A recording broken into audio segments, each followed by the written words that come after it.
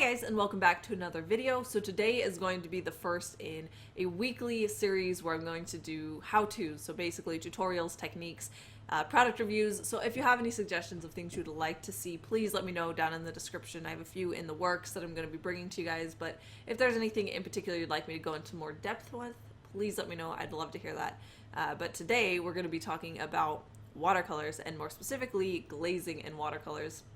So glazing is actually a really amazing technique when you're using watercolors. So basically what it is that you create the pigment and the color that you want by using layers of watercolor rather than simply going right into it and mixing the pigment and then going straight in with that color.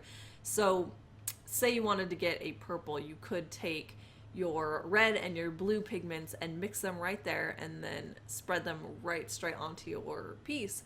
Or if you're going to do a more glazing technique, you could take that red color and make a pink wash, let it dry, and then going back in with a blue wash.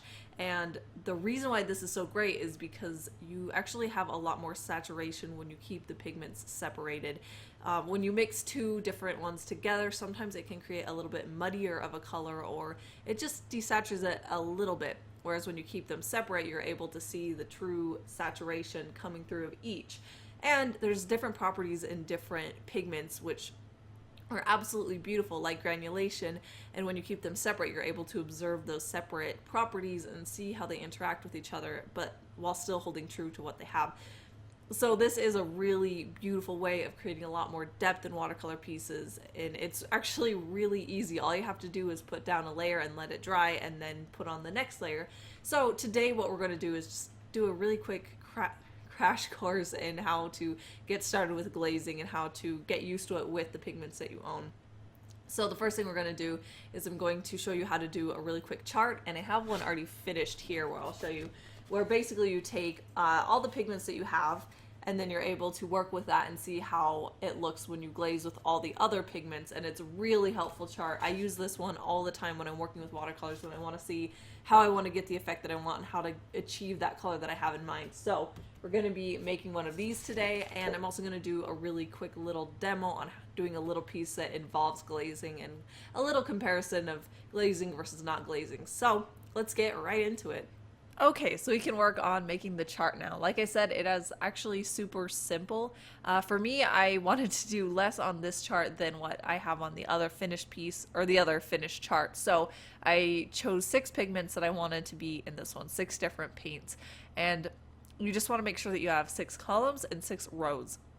So you want exactly the same amount on both the side and the bottom. And if you have more paints that you want to get, you can always make more columns and rows than you have pigments for, and then you can always come back in and add those. But for me, I wanted to do one that would kind of have colors that I could put into a travel kit, because I'd like to do one soon. And these are just very basic colors. These are ones that I would not have a problem making a very small kit with.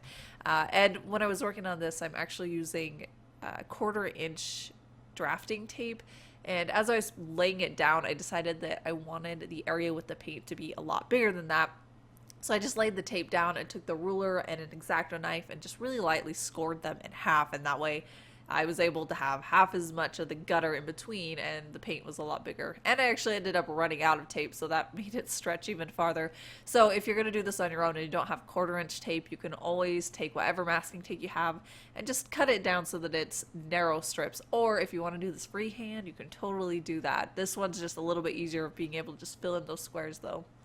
And this is the part where I want to be able to move kind of fast for this one, because you actually want to do all of the columns and then all of the rows rather than doing all of the areas where your pink's going to be. And the reason for that is because you can see where you have the 2 pigments come together, you're going to be able to see both pigments interacting twice on that chart. Now, if you did all of the reds first, so say you did both the column and the row, you would get the exact same reaction with all the other colors that's there. Whereas when you're layering it red first and then the next color second, or the other color first and then red second, you're going to get a different look. There are a couple pigments in here that once you look at which way they're ordered, you get a different look. So you absolutely want to make sure that you're doing it so that one side, so I made sure that all of the top pigments, those are the ones I put down first, and then all of the side columns I put down second. And yeah, you can kind of see a little bit. It's really hard to tell, but like, here's a good example. This one is, these two are, if I can point at them, wow, that's really hard.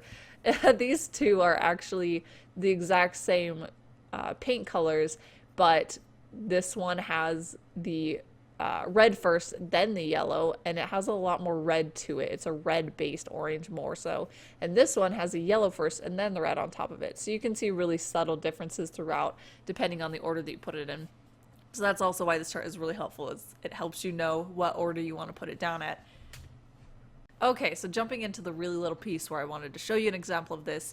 This is one that I only chose pigments that I used within the color chart that I used. That way I could look at it and choose what colors I wanted to do for it. So for the background, I went in with my yellow, which I'll link to all of the paints that I use. I'll link to the brushes and the palette that I'm using and everything down below. So I don't remember exactly what all of the colors are called, but I did go in first with my yellow, and then on top of that, I used Quinacradone Rose, which is probably my all-time favorite paint color of watercolors. I love this tube.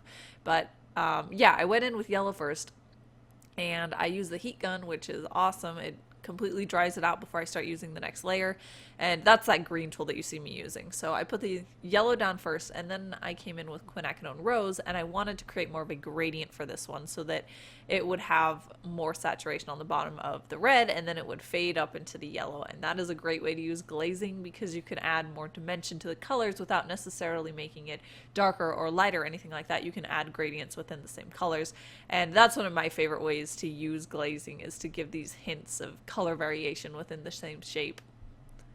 And at some point while I was working on this, I was sure that I wanted to fill in the like dripping part of her clothes as black. I wanted to balance out the top, because the top, she had leaves that were coming out from behind her head and touching the top of the frame, which does make it feel much heavier, and the bottom didn't really have any base to it or as much bulk as far as the design and the composition. So I decided that it would balance it out if I went in there with black. So while I was working on this, I did paint over it with a lot of different colors, and I wasn't really terribly worried about being really neat around it. So that's why it kind of gets a little messy around that area, because I knew I was going to cover it up. Also, earlier when I was working on the yellow for the background, I decided that I wanted to do the leaves as actually green, and this is a great time when you can take like little shortcuts. If you're using a color on top of it that's going to be able to be layered on that same color, there's no real reason, at least for this exact situation, there's no reason for me to very carefully outline around those leaves and leave them white, because that would end up affecting the smoothness of the wash, and I did not want that. And since I was going to add green on top of it, having yellow below it would just make it a really nice leafy green. So that worked really well with this whole glazing concept, is that I didn't really have to worry about leaving it white, because adding those two colors together, and especially looking at the color that happened when I combined those two on the chart, it was the perfect color that I wanted. So it definitely made it easier on me. So when you find ways like that where you can layer up colors and avoid having to avoid certain areas like this, it's actually really helpful to just think strategically about where and what colors you're going to put down. And here's where I'm adding in the black and balancing it out. And I'm glad I was able to go in with something so opaque as this, because I did end up wanting to add a few extra little dots and areas that I wanted to tweak the shape of these drips that I had going on there. So there's a lot of great ways that you can change what you already have down. And this is one of the tools that I use a lot, is black and ink. But I will have a link to the ink that I'm using down below. I really love using this ink with the watercolor so far, because it is a very matte color. So it blends really well with the watercolors as far as the finish and the texture of it. But that is it of today's quick little how-to type video. I'm definitely going to be getting a little bit better at doing things like this, where I explain things better and all that stuff. It's kind of a new experience for me, but I'm really excited because I love learning new techniques. I love expressing the things that I do know. So it was really fun to work on this one. But yeah. This is the watercolor, the final one. At some point I got little drops on it while I was working on it, which was super sad, but I love this because this is going to be something that I can carry around with me when I eventually make my little travel watercolor kit. This will be great for that. And as usual, this little original will be available at my shop, so if you wanted to check out my shop that has this one and lots of other stuff, there is a link right down in the corner of my video and in the description. And like I mentioned, I have the links to everything that I used in this video, all the paints and the palettes and the ink and everything down in the description, so if you're curious, it's there. Anyways, thank you so much for watching, and I will see you guys next time.